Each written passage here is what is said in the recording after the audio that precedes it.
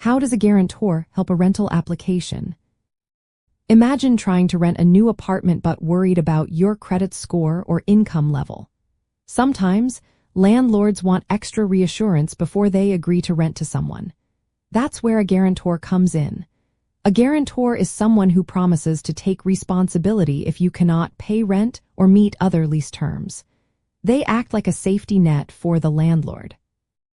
When you submit a rental application, landlords check your credit report, income, and rental history.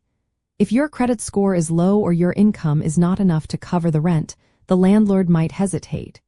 But if you have a guarantor with a strong financial background, it can make your application much more appealing. The guarantor provides proof of income, a good credit report, and identification just like you do. They often need to show that their income is several times the monthly rent, which helps prove they can cover payments if needed. Having a guarantor does not mean the landlord ignores your background. They still review your credit and rental history. The guarantor simply adds an extra layer of security. This makes it easier for tenants who are students, new workers, or those with limited credit to secure a rental. It also reassures landlords that if something goes wrong, they have someone to turn to for payment.